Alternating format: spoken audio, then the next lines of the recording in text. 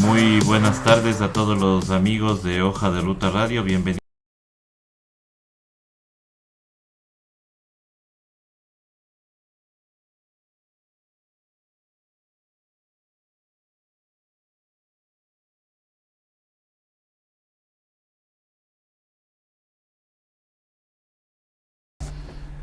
Paulina Mogrovejo, quien es abogada y ha trabajado mucho por el tema de los derechos humanos. También damos la más cordial bienvenida a Rosario Gómez Santos, quien es socia fundadora de Casa Matilde, y a Graciela Mora, quien es lideresa de las comunidades eclesiales de base. También ex candidata al Consejo de Participación Ciudadana y Control Social. Con ellas vamos a tratar el tema de la violencia intrafamiliar en la pandemia, en este encierro que hemos tenido de más de 70 días antes de pasar a semáforo amarillo. Pero la pregunta acá es, la violencia siempre ha estado, no es que solamente en estos momentos de pandemia es que la hemos vivido. El problema es qué lo provoca, qué lo desarrolla, porque puede ser que el encierro le haya podido disparar los índices de violencia, porque hay estadísticas de llamadas al ECU 911, especialmente en el mes de abril, donde se disparó todo esto y no se había tomado en cuenta justamente lo que podía pasar en una cuarentena en donde muchas mujeres estaban encerradas con sus victimarios o con sus agresores. Queremos dar la bienvenida primero empiezo por doña Rosario Gómez, con quien vamos a iniciar este panel, y pidiéndole su opinión sobre por qué se disparó el tema de la violencia intrafamiliar justamente en épocas de pandemia. Bueno, muchísimas gracias, mucho gusto César, Paulina y Graciela, un gusto estar aquí con ustedes y felicitar a esta Hoja de Ruta Radio por dar cabida a este tipo de temas, porque son temas realmente de la convivencia, de la cotidianidad, de lo que vivimos acá. Usted hacía una reflexión bien importante, la violencia siempre ha estado, ¿ya? Es decir, nosotros aproximadamente tenemos la Casa de Refugio Matilde, de la cual soy socia fundadora. Este mes estamos cumpliendo 30 años de existencia. Entonces, fíjense, es decir, hace un poco más de 30 años, en el Ecuador ya empezamos a hablar del tema de la violencia a la mujer, que tiene varios nombres. También creo que Guillermo Ramos me decía que era violencia doméstica. Y yo le decía que, bueno, esa fue las primeras nominaciones con lo que se empezó a hablar de esta violencia, ¿sí?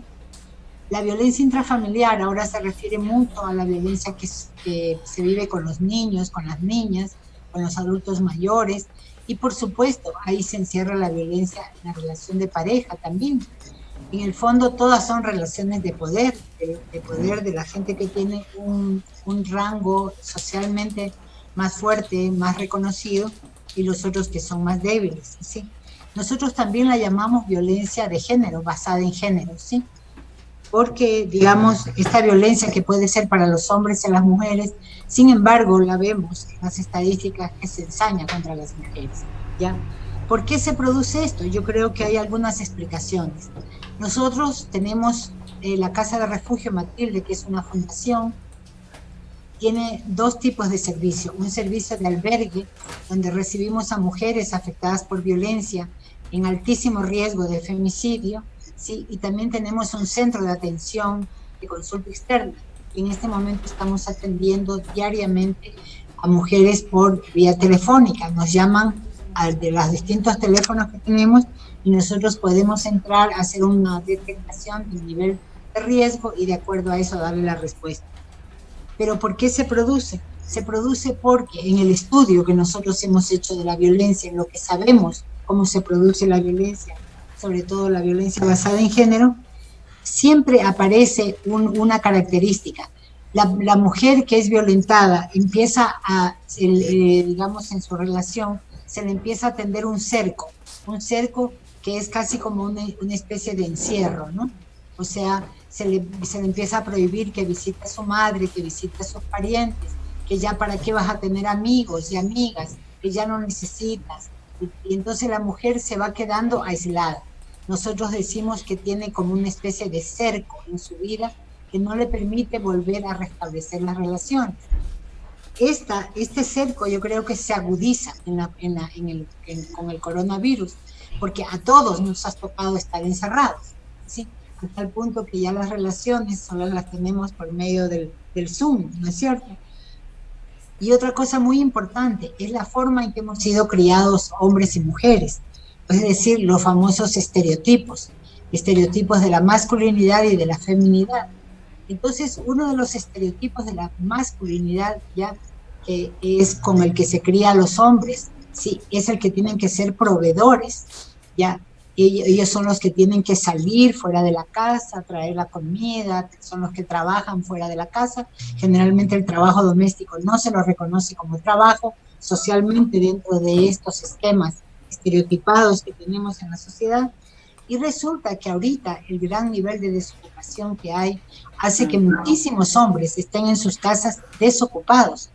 Entonces esto agudiza muchísimo más las tensiones al interior, ¿sí? Porque el hombre siente que no está cumpliendo con su rol, su masculinidad, entre comillas, ¿no es cierto? Se ve afectado y esto hace que se duplique el nivel de ansiedad, de tensiones a nivel de la casa.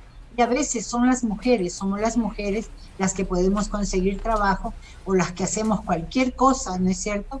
Vender empanadas en la vereda, salir a cuidar enfermos, etcétera, para poder solventar los gastos de la familia, ¿sí?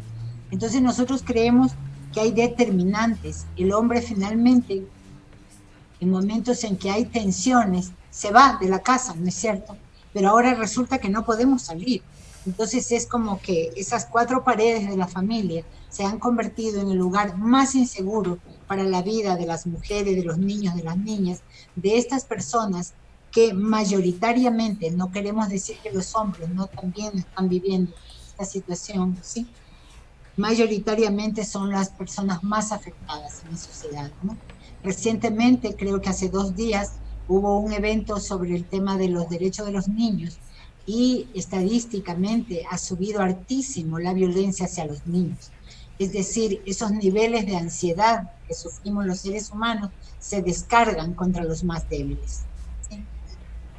No sé si está ahí. Sí, muchísimas gracias, Rosario.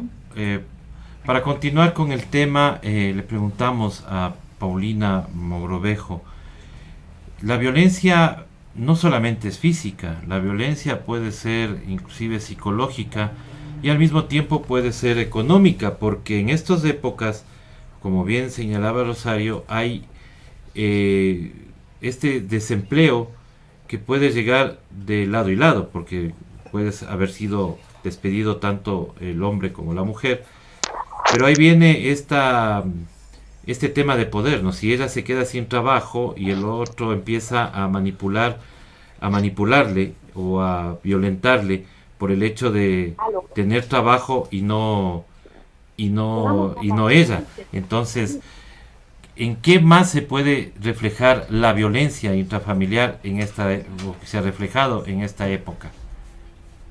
Muchísimas gracias, Armando. Saludos a Rosario Gómez y a Graciela Mora. Qué gusto poder compartir con ustedes este espacio de reflexión sobre un tema tan importante como es la violencia contra las mujeres en el espacio doméstico.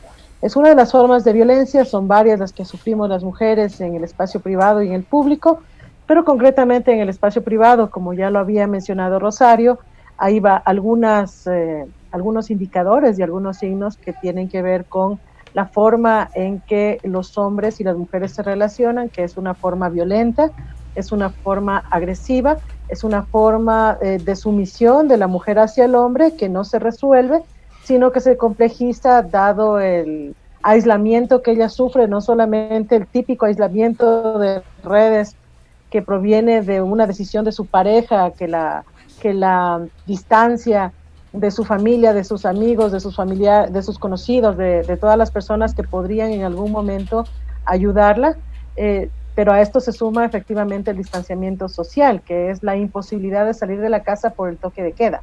Y en ese sentido creo que el tema es grave. De acuerdo a los datos, a mayo del 2020 han ocurrido 45 femicidios en lo que va del aislamiento social, que es que nos da cuenta de que efectivamente las mujeres vivimos dos pandemias, la pandemia del COVID-19 y la pandemia de la violencia contra las mujeres, que ha sido catalogada como tal por las propias Naciones Unidas y de la que nadie habla o no se preocupa en los niveles que nos preocupamos por el COVID-19. Entonces se expresa en violencia física, pero también se expresa en violencia patrimonial. Por un lado, la pareja que produce, que en este caso puede ser el hombre, y que pierde su trabajo, descarga sus frustraciones con la familia, los hijos, las niñas y las mujeres especialmente, o si es que mantiene su trabajo y ella no lo tiene, entonces ella tiene una dependencia económica, inclusive para comprar medicinas, para ir al médico, para conseguir medicinas para sus hijos en relación al tema del COVID-19, ¿no? O tratar de ir al sistema de salud pública. La violencia también se ejerce de una forma psicológica, porque esta relación, esta tensión que vivimos de distanciamiento social, también genera que haya tensiones dentro de la pareja que sean resueltas a través de la agresión física, la agresión verbal, ¿no? La violencia psicológica, eres tonta, no sirves, no sabes hacer las cosas de la casa, y un sinnúmero de situaciones que se presentan en contexto de aislamiento, que es este caso.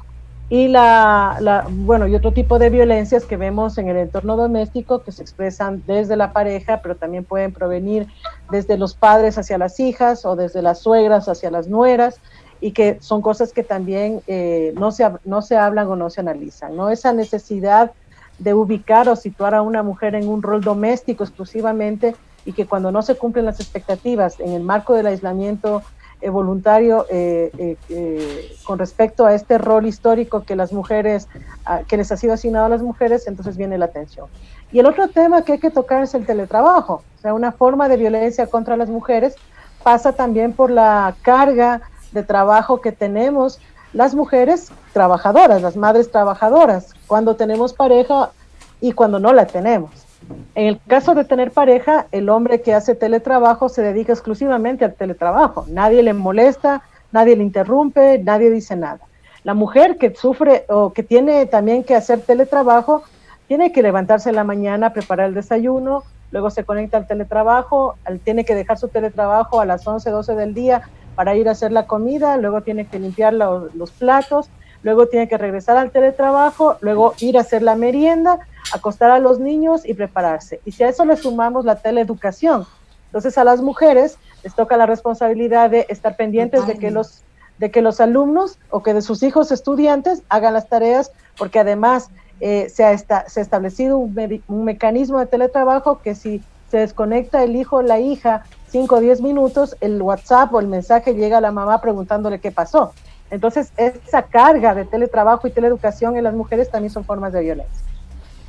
Efectivamente, ¿no? Justo ese tema también se iba a tratar, el tema del teletrabajo, que es otra forma de violencia, obviamente, porque le estamos cargando todo en este caso a las mujeres.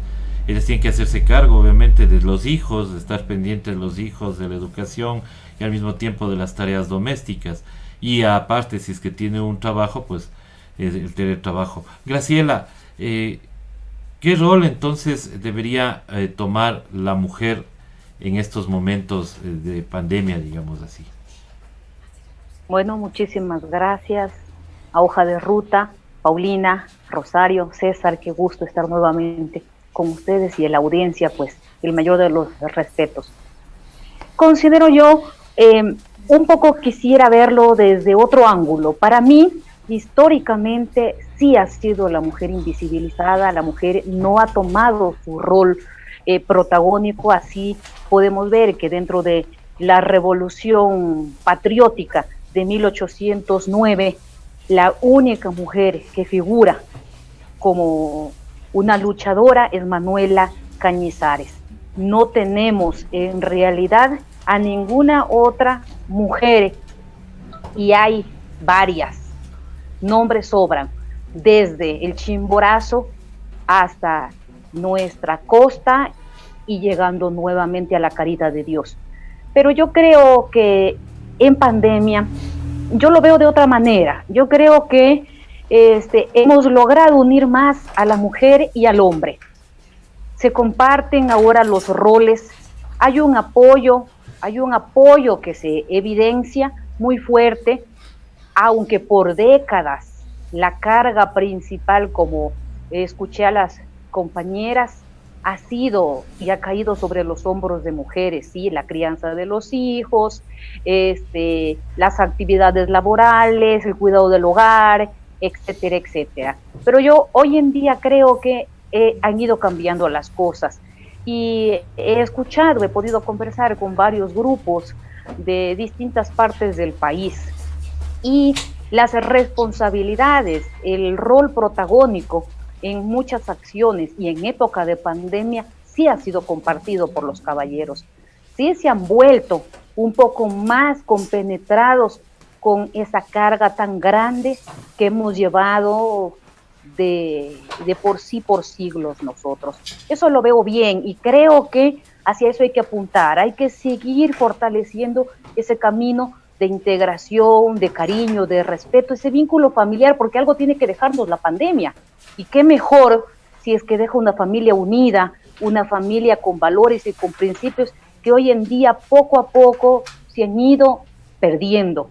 Considero que estos 3 meses y algo más de COVID-19 sí nos ha dejado, por lo menos aquí en la ciudad de Quito, una muestra de que hombres y mujeres, marido y mujer pueden trabajar juntos y podemos lograr los cambios que se requieren. Pero sin duda hay mucho que hacer, hay mucho que trabajar desde luego, pero nosotros en eso hemos tenido una experiencia muy grande, pero así también hay que reconocer que la maldad también viene de mujeres. Nosotros también no somos una monedita de oro y ahí tenemos a las ministras que ahora más bien opacan y contribuyen a que la corrupción en el país aumente.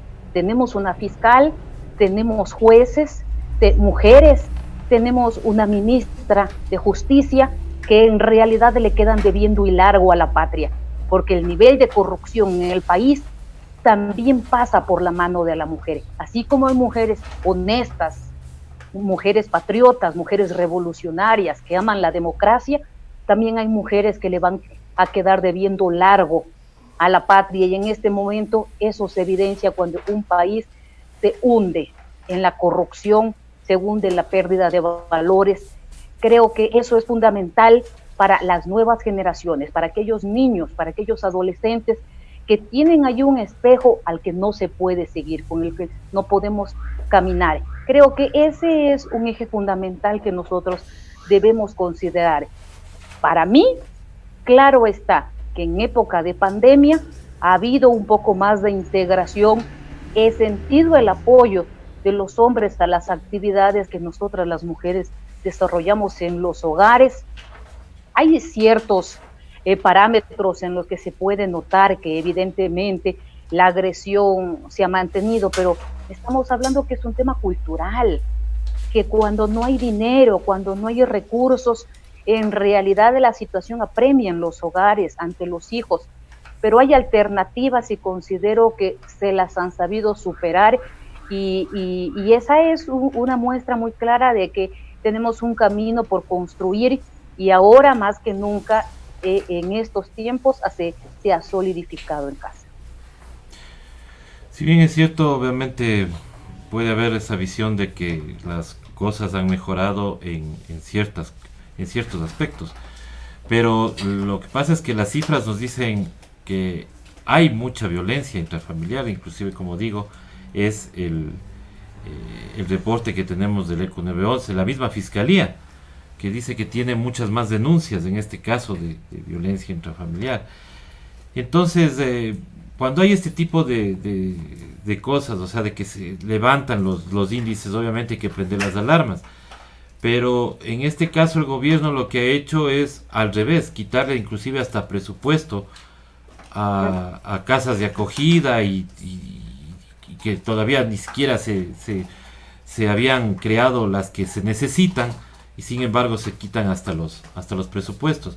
Entonces voy con Rosario y le pregunto, ¿el gobierno ha ayudado a que haya este tipo de violencia también? O sea, ¿ha abonado, diría, indirectamente a que pueda existir esta violencia intrafamiliar en esta época de pandemia? Gracias. Gracias, César. Digamos, yo creo que el aporte también de las compañeras nos hace ver que la pandemia realmente ha sido como una especie de lupa que se ha puesto sobre la sociedad en lo que vivimos.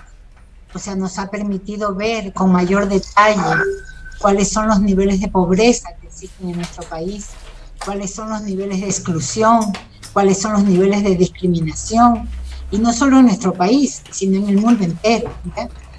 El racismo en el mundo entero, como se ha destapado totalmente, ¿sí?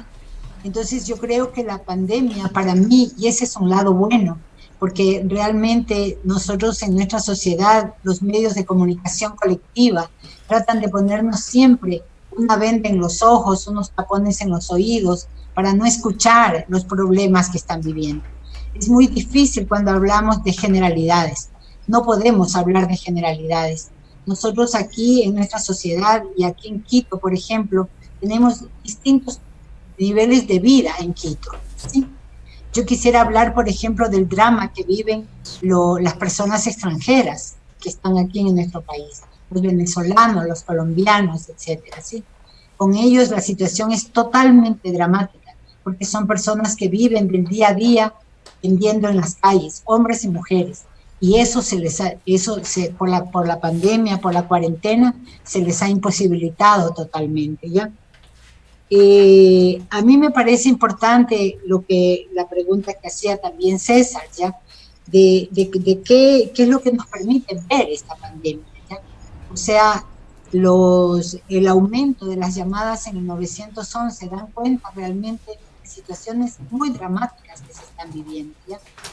Con relación a lo que decía la compañera Graciela, que tiene una mirada positiva frente a esto, probablemente nosotros no la tenemos tanto, a pesar de que oímos que muchas personas han fortalecido sus vínculos familiares, sí, tal vez con familiares que antes uno nunca hablaba, etcétera, o hablaba muy de vez en cuando, ahora ha habido más tiempo para eso, sí. Pero yo le quisiera decir que, digamos, desde una concepción feminista de lo que es el trabajo doméstico, nosotros no planteamos que los hombres apoyen o ayuden a las mujeres a hacer el trabajo doméstico. El trabajo doméstico tiene que ser un trabajo de todos y de todas los que vivimos en el área doméstica. Porque sin el trabajo doméstico, que tiene que ser revalorizado en nuestra sociedad, porque es el trabajo del cuidado de la vida, y el trabajo doméstico es lo que permite reproducir la vida, ¿sí?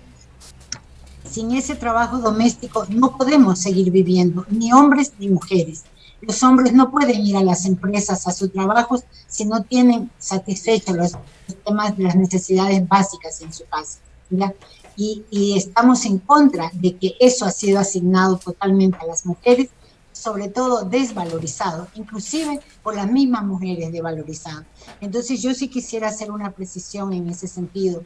No es que necesitamos apoyo, necesitamos que todos, hombres y mujeres y de todas las edades, nos hagamos a cargo del trabajo doméstico, porque es lo que permite reproducir la vida. Y es un trabajo fundamental a tal punto que los 8 de marzo el movimiento feminista del mundo ha hablado de la huelga feminista. Parémonos las mujeres un 8 de marzo para ver qué sucede en el mundo, ¿ya? Entonces, esta parte a mí me parece fundamental. Entonces, la pandemia no la podemos generalizar. Yo creo que los sectores más desposeídos, los sectores más empobrecidos de nuestra sociedad, sufren de manera totalmente distinta que las élites y las clases dominantes, ¿sí? Entonces, en este momento, en América Latina y en el Ecuador están sucediendo cosas gravísimas. A propósito de la pandemia, se están lanzando políticas económicas, sociales, que nos dejan totalmente en la indefensión, ¿verdad? Entonces, es verdad que este gobierno, y digamos, y muchísimo atrás, producto de la lucha de las organizaciones de mujeres, tenemos un marco legal jurídico, y eso lo puede decir Paulina como abogada, que es totalmente favorable. Eso no ha sido gratuito, eso ha sido por una lucha permanente de las organizaciones de mujeres. Yo me siento parte de ese movimiento de mujeres, ¿sí? Porque sabemos que estamos luchando por nuevos valores culturales en nuestra sociedad para hombres y mujeres, ¿ya? Es verdad que tenemos estas leyes, pero qué distante están esas políticas públicas y esas leyes, inclusive la última del 2018, que es la Ley Orgánica contra la Violencia, que exige a todas las instituciones del gobierno, a todos los ministerios, exige presupuesto para trabajar en la violencia. Eso no se da, compañeras, ¿sí? A nosotros en la Casa de Refugio Matilde tenemos un convenio con la Secretaría de Derechos Humanos. Los recursos nos llegan tarde, mal o nunca, pero nos llegan. Pero hay otros servicios, como ahorita, por ejemplo, una casa de refugio que se abrió el año pasado en el cantón Sucre, en Manabí, sí, ahorita se la está dejando sin convenio, ¿ya? Para que atienda. Y tenía mujeres y niños atendiendo en la casa de refugio. Entonces, esta parte también es súper importante de verla. A veces, con nuestras problemáticas se hace demagogia también, ¿no? ¿Ya? Pero ahí estamos, el movimiento de mujeres, para decir, sacar la cara, para decir, a ver, señores, aquí ustedes están hablando de esto y de esto, pero a ver, ¿cómo se concretiza eso en la práctica? ¿Sí? ¿Cómo los servicios que estamos atendiendo a las mujeres, a los niños y niñas, tenemos los recursos totalmente para hacerlo, ¿ya? Entonces yo creo que esta parte es fundamental. Nosotros, por ejemplo, sabemos que el 911, cuando recibe las llamadas, orienta a las mujeres. Tiene una orientación fundamentalmente legalista. Le dice a las señoras, usted tiene que ir a poner la denuncia, tiene que ir a flagrancia, tiene que, si es en 24 horas, flagrancia. Le dicen una cantidad de cosas solo jurídicas, y con todo el respeto que se merece Paulina. Yo siempre he trabajado con abogados y abogadas, ¿sí? Pero resulta que esa mujer que está por primera vez queriendo buscar apoyo a una situación de violencia, se queda, digamos, en las mismas, ¿ya? Porque ella inmediatamente, cuando le dicen tiene que poner la denuncia, tiene que ir a la fiscalía, ella inmediatamente piensa, eso quiere decir que tengo que buscar abogado, no tengo plata, ¿dónde voy a ir? ¿Cómo voy a ir? ¿Ya? Y se queda nuevamente en silencio. Yo quisiera rescatar sobre todo, ¿sí?, lo que se ha estado dando como algo muy positivo en nuestra sociedad, que es la participación de los vecinos y vecinas frente al problema de la violencia. Y en ese sentido, César, yo quisiera que ojalá pudieran ustedes hacer un programa para rescatar, felicitar a esos vecinos y vecinas que han salido a salvar la vida de mujeres, de niños y niñas, y de los hombres también, porque cuando la violencia crece, ¿ya?, y se convierte en una espiral de violencia, todos corremos riesgo. Y ustedes ven en los periódicos cómo el marido mata a la mujer, luego a los hijos y luego se mata a él inclusive, ¿no es cierto? Entonces, esto es un problema súper, súper grave en nuestra sociedad. Sin embargo, nosotros ahorita en la Casa de Refugio hemos recibido mujeres que han sido salvadas por sus vecinos y por sus vecinas, que no se han quedado callados. Y esto es súper importante, porque vivimos una sociedad neoliberal. El neoliberalismo nos inyecta individualismo, y la pandemia está haciendo surgir la solidaridad entre vecinos. Esto sí lo quiero rescatar como algo positivo y como algo que hay que fortalecer, ¿sí? Gracias. Hay que fortalecer justamente lo que es la solidaridad, pero para Paulina la pregunta es cómo evitar que se revictimicen a las personas que son objeto de violencia. ¿Qué hacer? ¿Qué cambiar para que ya no pueda haber esa revictimización? No le, creo que está sin el micrófono. Sí, ahí Sí, sí. ahí sí, ahí sí. Tengo a mi sobrino corriendo por aquí, entonces, cosas del teletrabajo. Bueno, Tranquilo. como les decía, me parece que en primer lugar hay que pensar en los sistemas de protección de derechos administrativos y el sistema de administración de justicia con un enfoque de derechos y concretamente con un enfoque de derechos de las mujeres. ¿Por qué digo esto? Porque efectivamente podemos decirlo, decía un amigo, un colega abogado, lo decía de manera muy clara: si tuviéramos comisarías de la discriminación, estarían igual que llenas como estaban antes las comisarías de la mujer, porque la legislación de protección de violencia contra las mujeres, que es una legislación importante, que fue construida desde varias organizaciones de las mujeres, corre el peligro de que se vuelva a convertir en un espacio administrativo de revictimización por la ausencia de servicios públicos con enfoque de derechos humanos. Entonces, ese creo que es un primer elemento que desde el espacio del poder político, desde el Estado y desde la sociedad civil también debemos reflexionar sobre hacia dónde vamos con los servicios de protección administrativos como las juntas cantonales de protección de derechos y como otros espacios de protección como las casas de acogida y otros con enfoque de derechos humanos. Y por el otro lado el tema del sistema de justicia, porque Rosario tiene toda la razón. Yo misma cuestiono a los colegas abogados con respecto a cómo se maneja el tema de la administración de justicia. En medio de la pandemia, por ejemplo, las mujeres no saben o no conocen cuál es el procedimiento para presentar una denuncia en la fiscalía si es que están sufriendo maltrato psicológico. Y si seguramente logran salir del toque de queda y van hacia la fiscalía a solicitar protección, lo primero que le van a decir es si está o no golpeada. Y si no está golpeada, entonces le piden pruebas de que le están insultando y le están agrediendo.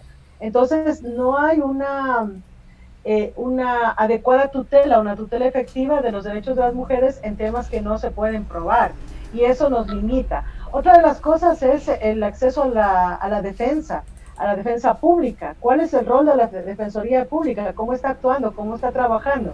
Si se está dedicando a los temas de violencia como debería, o más bien lo que está realizando es el cumplimiento de la recepción de denuncias y nada más. Yo digo por experiencia propia, me acerqué en algún momento a la Defensoría Pública a solicitar información con respecto a la forma de cobrar una pensión alimenticia o una liquidación alimenticia, y lo primero que me dijeron es que me vaya a buscar un abogado, a mí que soy abogada, que vaya a buscar un abogado, que lo contrate, le pague $150 por la audiencia y que él pueda acudir conmigo al proceso de liquidación de pensiones alimenticias.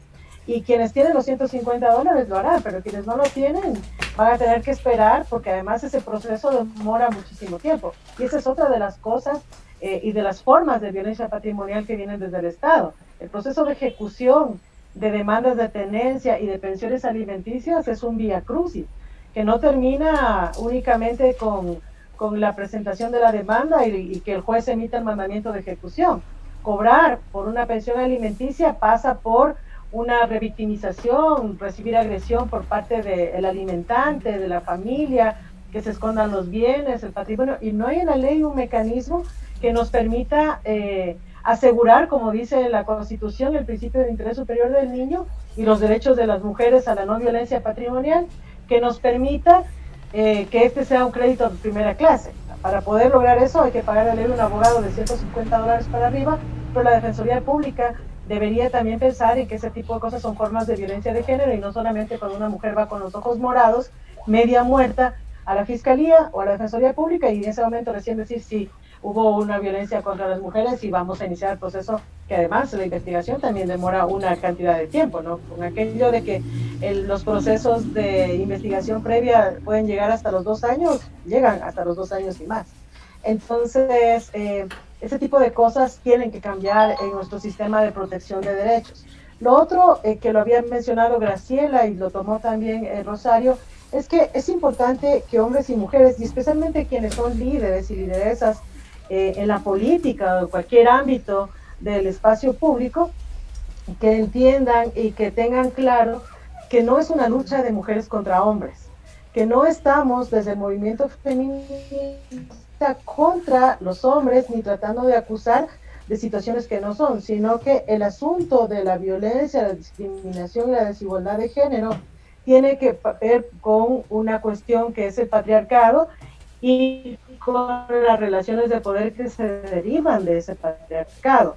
Entonces, si es que las mujeres nos ponemos, han muerto a manos de sus parejas o exparejas en medio de la pandemia, pasa también porque esa actitud no es solamente de personas que tienen problemas psicológicos de asesina, pasa por una actitud de roles de género que cuando se afectan, cuando se cuestionan, ocurre que existen reacciones no esperadas, en muchos de los casos reacciones violentas que terminan con la muerte.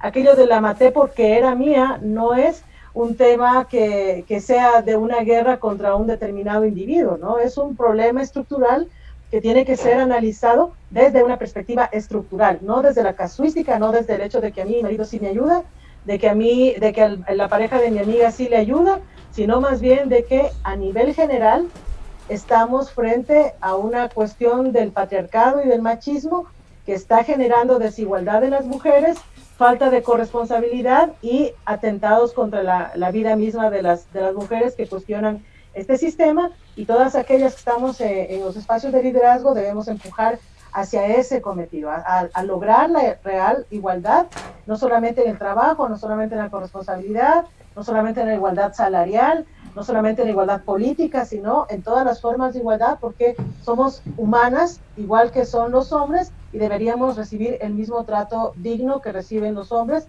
y que no sea un privilegio, sino más bien que sea un derecho. Muchísimas gracias, Paulina. Graciela, ¿cómo llegar a esa igualdad de roles, o cómo llegar a esa igualdad en donde ya no tengamos que estar en esta pelea, ¿no? Que dice Paulina, que cuál es más importante, si el hombre o la mujer. No, todos somos importantes y todos tenemos el rol que cumplir y compartir estas tareas. ¿Cómo llegar a eso? ¿Qué hacer? ¿Qué más proponer para que se pueda llegar a eso? Hola. Graciela, sí, te escucho. Me parece que hoy en día, gracias César, me parece que hoy en día las sociedades han cambiado mucho. Es cierto que aún se presentan estos rasgos muy fuertes que terminan en los femicidios, esto es real, pero nosotros en la Comisión Diocesana de Derechos Humanos hemos recibido constantemente compañeras, amigas, hermanas, como solemos llamarles, destruidas física y emocionalmente. Enviamos al agresor a la cárcel a través del equipo de abogados que tiene la comisión, pero en par de horas, así como queda desfigurada la mujer, ellas lloran, ruegan, se pelean con nosotros exigiendo que se les saque, que se los libere. Entonces, como que ya se vuelve un tema muy fuerte en cada una de las mujeres, muy fuerte, al punto de que tenemos en realidad serios conflictos, porque tenemos, así como los pusimos en prisión, tenemos que buscar una forma acelerada las formas de sacarles, porque es una desesperación, es esa necesidad de tener al agresor nuevamente en el hogar. Y ese círculo sabemos que va a continuar y la agresión no va a parar. Me parece a mí que ahora que contamos con más organizaciones que apoyan a las mujeres en diferentes países, tenemos que aprovecharlas para tenerlas como aliadas. Y principalmente nosotros manejamos un equipo de abogados, pero también de psicólogos, para poder sanar esa parte interior, para poder curar esas heridas grandes que quedan en nosotras las mujeres. Hay que apelar a aquellos organismos que son una ayuda muy fuerte. En el movimiento de Mujeres del Oro, donde por muchos años hemos prestado servicio, qué casos y cosas no se han visto. Hemos trabajado con las mujeres reclusas en las cárceles públicas. También la situación es muy triste, es de mucho dolor, pero hay opción, pero hay alternativa, y ahora más que nunca, que no la tuvimos nosotros hace unos 20, 30 años, tenemos una serie de puntos fundamentales dentro de las organizaciones aliadas para poder aprovecharlas. Pero desde luego la mujer también ha ido cumpliendo roles protagónicos, no solamente en el hogar, también tenemos una presencia fuerte para exigir nuestros derechos, para estar peleando por el pan del día de nuestros. Es así que la participación en las manifestaciones, en las acciones públicas de la mujer cada día son mucho más fuertes. Claro, claro está que aún no tenemos los mismos derechos, aunque por décadas, que los hombres, porque todavía existe esta discriminación. El hombre gana más y la mujer gana menos, aunque la mujer trabaja en muchas ocasiones mucho más que los hombres. Pero son cosas que culturalmente y con el apoyo de estas organizaciones, la integración, podemos, podremos superarlas.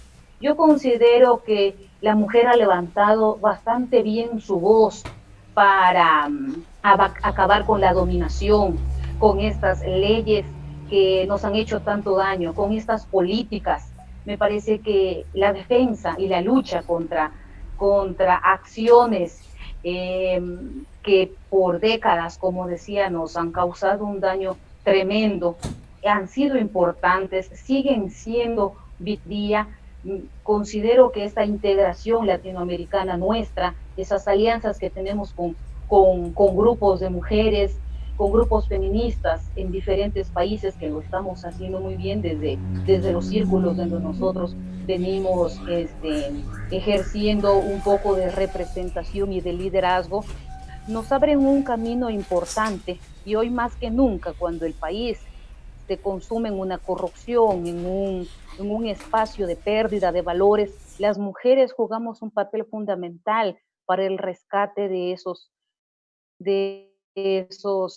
elementos claves. Y yo sí insisto en que en este momento de pandemia eh, se ha podido ver desde mi mirada, desde luego, y desde las comunidades eclesiales de base, que ha existido una complementariedad entre hombre y mujer.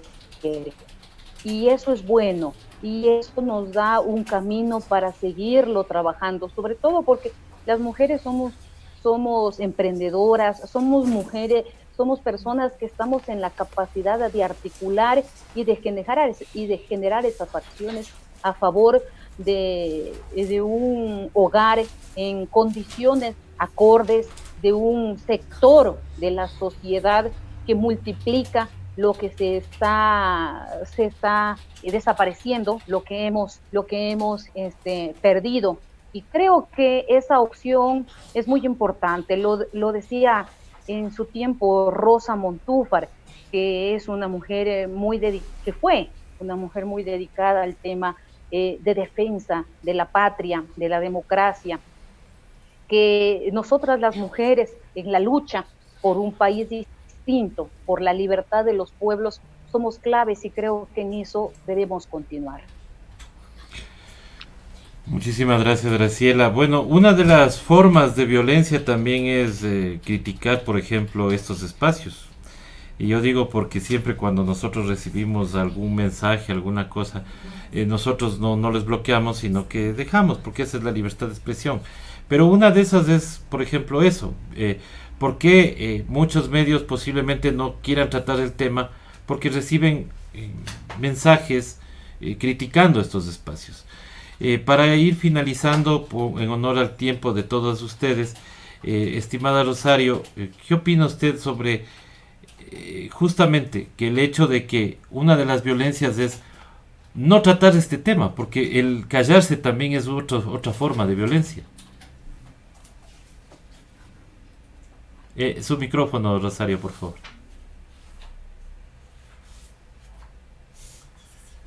A veces hay que apagarlo para que se oiga mejor los sonidos. Me parece súper importante y agradezco muchísimo. Y como le decía a César, esta va a ser como mi última intervención. Yo tengo que entrar justamente ahorita a otra reunión de la cual tuve que salirme.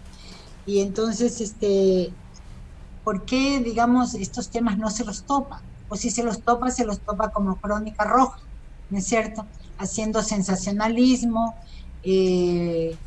como le digo, exacerbando lo que se llama el morbo, ¿no es cierto? El morbo del público que quiere oír los delitos y todo eso.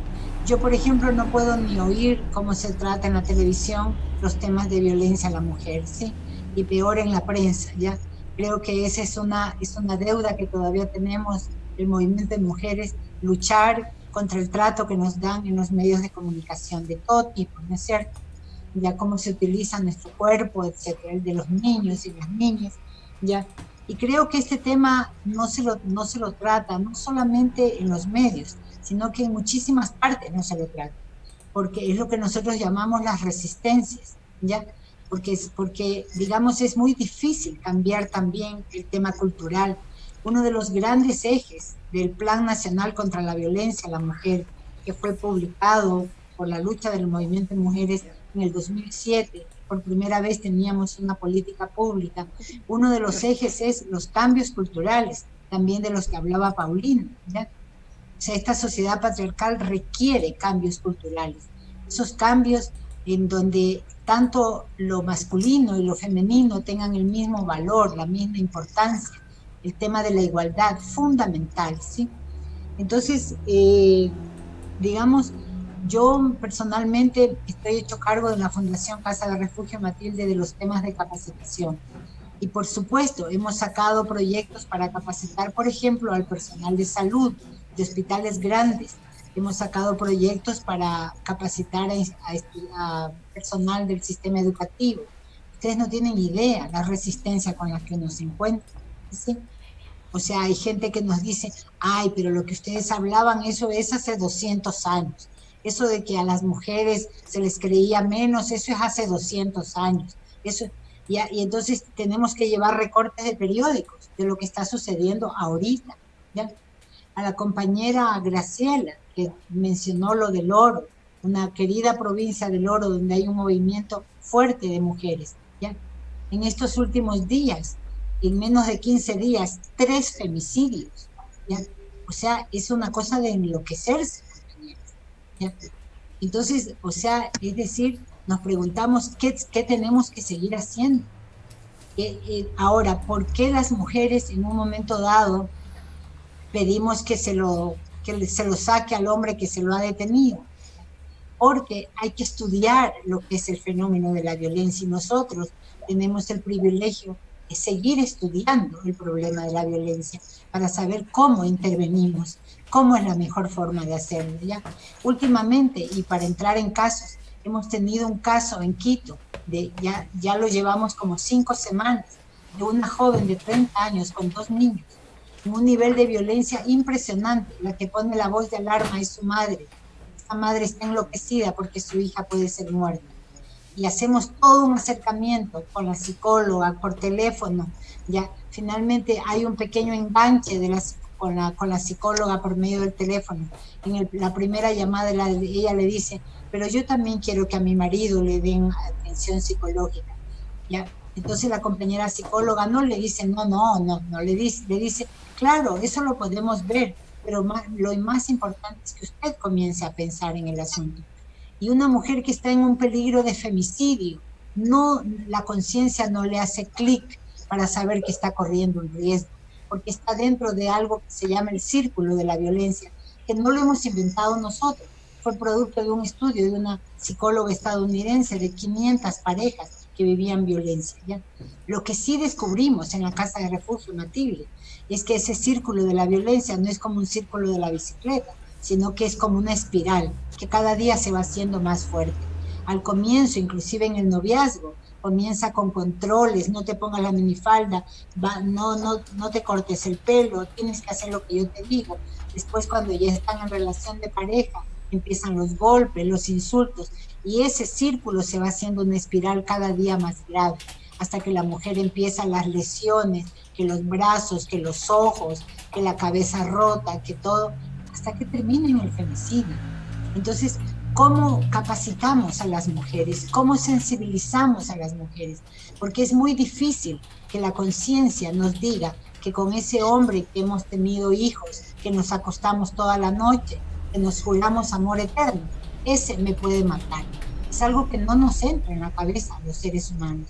Es algo como imposible, pero eso se da por las explicaciones que ha dado Paulina sobre el tema del patriarcado. El patriarcado, ¿cómo forma? ¿Cuál es la concepción que se forma en el patriarcado de lo que es lo femenino? ¿Por qué se mata a las personas gays, a las personas de los grupos LGBTI? ¿Por qué se los mata? ¿Se los masacra? ¿Sí? ¿Por qué? Porque se salieron del molde que exige el patriarcado para el que sea hombre y el que sea mujer. ¿Sí? Un hombre sensible, un hombre artista, un hombre que sea tierno, ¿ya? Ah, no, es un hombre que ya no es hombre, ¿no es cierto? Porque no es macho, fuerte, aguerrido, ¿no? O sea, entonces, digamos, lo interesante de todo esto es que cada vez hay más grupos que se llaman de las nuevas masculinidades o las de las masculinidades. Nosotros también capacitamos en eso, con compañeros hombres, ya que han rebobinado la forma en que ellos han sido criados en la masculinidad, ¿ya? Y este es un movimiento grande en el mundo, porque el patriarcado nos hace daño a los hombres y a las mujeres, nos arranca lo más valioso que tiene el ser humano, que son sus sentimientos, que es la ternura, que es el afecto, que es la sensibilidad. A los hombres se les prohíbe ser sensibles, ¿sí? El patriarcado les prohíbe ser sensibles a los hombres, ¿ya? Entonces, estadísticas en el mundo de que los hombres mueren más por infarto. ¿Por qué? Porque no pueden expresar sus emociones. Entonces, fíjense, es un tema de una complejidad inmensa que requiere ser estudiado, analizado, ¿sí? Yo, para terminar, César, lo que quisiera es rescatar y felicitar muchísimo este tipo de programas, ¿sí? A mí me parece que que esta pandemia también nos ha dado la posibilidad de desatar nuestra creatividad, nuestra iniciativa, ¿ya? Y en esa iniciativa nosotros queremos a ustedes, como medios de comunicación, motivarlos a que sigan haciendo esto, ¿sí? Por ejemplo, de pronto entrevistar a mujeres que han salido de los problemas de violencia, ¿sí? Y preguntarles qué más se podría hacer, ¿ya? Nosotros en este momento en la Casa Matilde hemos rescatado mujeres a las 6:30 de la mañana que han estado en un parque con su hijo, ¿ya? ¿Por qué? Porque hay un vecino que sale a caminar en un parque y ve a una mujer arrinconada al lado de un banco con su hijito muriéndose de frío, y se le acerca el señor y la mujer, la ve a la mujer toda con la cara morada de los trompones y todo eso, y la mujer, y además una mujer totalmente joven, de 24 años, ¿no? Por lo tanto es una mujer inteligente que quiere salvarse. Se salió de la casa porque estaba en riesgo de morir, ¿ya? Y se salió de la casa. Qué bien, ¿no? Es una mujer que necesita apoyo, ¿ya? Y este señor la lleva hasta su casa, la sienta en la vereda, le saca una cobija, le da cafecito ahí a su hijo. No la hace entrar a la casa por miedo al coronavirus, ¿ya? Y nos llama, empieza a buscar en el internet casa de refugio y encuentra la Casa Matilde. Y nos llama a las 7 de la mañana. Y nosotros hacemos una entrevista. ¿Le puede prestar el celular a la señora? Sí, y le da a la señora. Hacemos una pequeña entrevista a la señora. Y la señora se había tirado de una terracita de su casa con el hijo ya abajo para poderse salvar, ¿sí? ¿Ya? Entonces estaba herida, inclusive un poco las piernas raspadas y todo eso, ¿sí? Entonces la llevamos a la Casa Matilde, ¿ya? Una mujer joven, ¿sí? Que merece todo el apoyo del mundo porque es inteligente, una mujer que sale del círculo de la violencia, es una mujer que quiere la vida, ¿ya? Y a esa mujer hay que apoyarla, ¿ya? Los vecinos, las familiares, qué bueno esas madres que ya no se ponen del lado del hijo agresor, sino que se ponen del lado de la nuera, ¿ya? Y tratan de parar la violencia que están en ellos. Entonces todas esas cosas nos producen un cambio cultural. La conciencia se abre, tiene que abrirse la conciencia colectiva para luchar por una vida libre de violencia. como lo establece nuestra Constitución. ¿Sí? Gracias. Muchísimas gracias, Rosario, muchísimas gracias. Sé que tiene que retirarse y muchísimas gracias a Muchísimas usted. gracias. Esperamos tenerle próximamente también acá en Hoja de Ruta para tratar otros temas. Muchísimas gracias. Muchas gracias y saludos a Guillermo. Gracias. Gracias. Bueno, continuamos con Paulina. Paulina, lo que decía, ¿no? Obviamente hay muchas personas que no toman con buena predisposición estos temas. Obviamente es la cultura de los ecuatorianos el hecho de que cuando se empieza a cuestionar algo o alguien, siempre se les tomará como enemigos o como minimizar el tema. Tanto es así, como les decía a Rosario, que mucha gente se queja y dice que por qué se dan estos espacios. Entonces, ¿qué opina usted, mi estimada Paulina, sobre este tema? Y para ir ya concluyendo de una vez el tema de la violencia intrafamiliar. Bueno, son formas de violencia también. Sí, estaba revisando César estaba revisando los comentarios que hacen de este programa en la página de Facebook. Algunos son positivos, algunos negativos, algunos bastante agresivos, ¿no?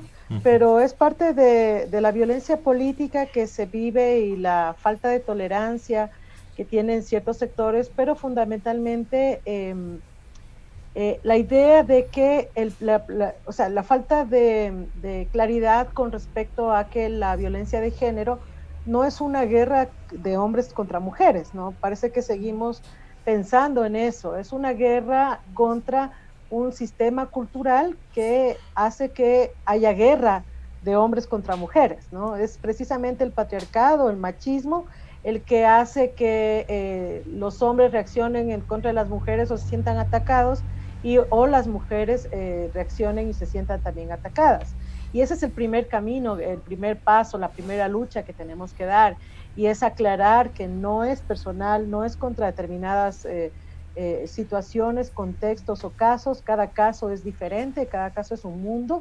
Habrá mujeres que sufren violencia doméstica, existirán hombres que existen también y sufren violencia doméstica. Hemos conocido estos casos, y precisamente ese tipo de formas de violencia doméstica se expresan porque existen unas relaciones de poder tóxicas. Es decir, lo tóxico en este caso tiene que ver con la crisis o la tensión que se produce por los roles que tiene que cumplir cada uno. Hay parejas que no quieren que su esposa salga a trabajar. Hay parejas que no están de acuerdo en pasar una pensión alimenticia a sus hijos, ¿no? Hay personas que tienen problemas con la tenencia y quienes defienden la custodia compartida. Creo que todos esos temas merecen una discusión, merecen atención, merecen el interés, merecen el respeto también de cada una de las personas, pero fundamentalmente entender eso, entender que el problema del patriarcado es un problema de todos, y que inclusive las disputas que sufren los hombres y las disputas que sufren las mujeres es un problema del machismo y es un problema del patriarcado que le ataca a todos, como lo había mencionado Rosario. Y hay que tomarlo de esa manera, hay que tomarlo de esa forma, ¿no? Porque como yo digo, aquellas personas que todavía no reconocen que este es un asunto de salud pública, que es un asunto público en el que todos tenemos que aprender, y lo asumen como un ataque personal, decirles que hay 45 mujeres que fueron asesinadas dentro de sus hogares por parte de sus parejas, que existen niñas que están atrapadas ahí, que sufren abuso sexual dentro de su domicilio por parte de padres, por parte de hermanos, por parte de tíos, de sobrinos o de personas allegadas, en su mayoría hombres, que existen niños que también sufren violencia intrafamiliar, porque este no es un tema solamente contra la mujer, y que no existen mecanismos de protección para este sector que es vulnerable. Siempre se dice que un pueblo y un gobierno se define por la forma en que trata a los niños y a las niñas. Entonces, bajo esa perspectiva, tenemos que pensar qué tipo de sociedad somos por la forma en que se está tratando a las mujeres, a las niñas y a los niños en contextos de violencia intrafamiliar. Y por supuesto, en el caso, en el otro caso, cuando son los hombres los que sufren violencia intrafamiliar, también estos no denuncian en muchas ocasiones o hacen denuncias anónimas porque tienen miedo, porque el hecho de reconocer que son maltratados amenaza su masculinidad, tienen miedo de la burla, tienen miedo de que se mofen de ellos, y por eso es que también está invisibilizada esa denuncia. Pero también tiene un origen en un modelo cultural que es un modelo de dominación del hombre sobre la mujer, que obliga a los hombres a asumir unos roles y obliga a las mujeres a asumir otros roles, y cuando no quieren hacerlo, entonces vienen estos conflictos.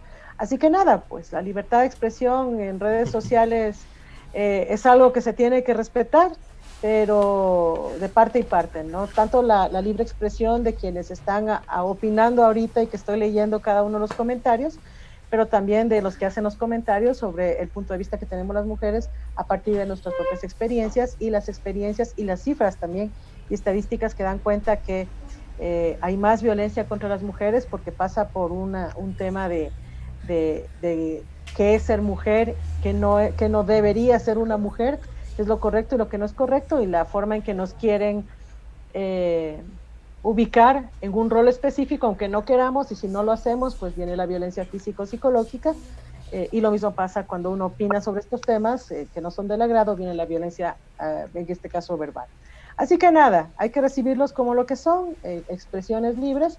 Finalmente creo que el movimiento feminista, creo que las nuevas masculinidades, creo que los jóvenes, los más jóvenes, entre los 16 y los 25 años, miran de una manera completamente distinta el asunto de la igualdad de género, lo respaldan, lo apoyan, y ahora tenemos hijos varones que nos apoyan a las madres, nos apoyan a quienes estamos en estas reivindicaciones, han vivido con eso, y estamos en un cambio de época también para la igualdad de género. De todas maneras, hay que seguir visibilizando, hay que seguir peleando, y este tipo de agresiones no tenemos que dejar que nos afecten psicológicamente a ninguna mujer.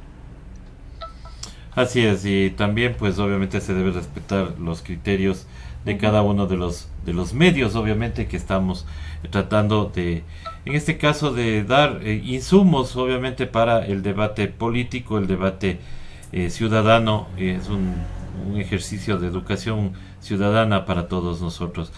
Estimada Graciela, como para ir finalizando, sus conclusiones, ¿qué se puede hacer? ¿Qué más se podría hacer para evitar la violencia intrafamiliar y evitar ya que esta sociedad ecuatoriana pues deje de ser machista, pero tampoco que se haga extremadamente feminista, sino llegar a un tema de igualdad, en donde podamos vivir en tranquilidad tanto hombres como mujeres y poder...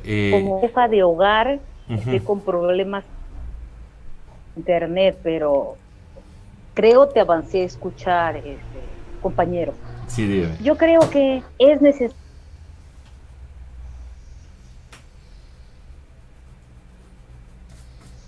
Adelante, Graciela, te escuchamos.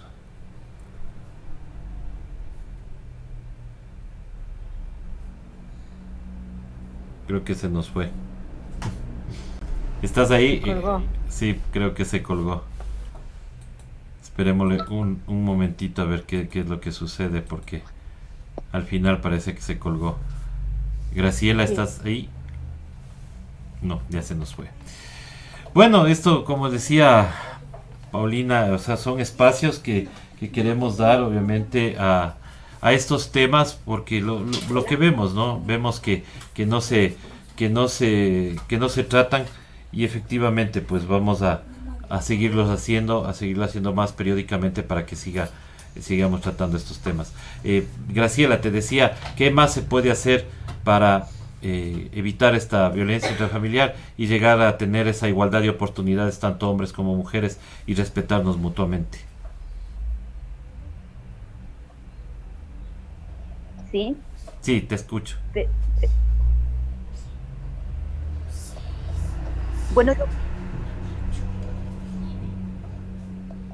considero yo que es necesario trabajar en políticas públicas que armonicen con las necesidades reales de la mujer. Tenemos una consulta popular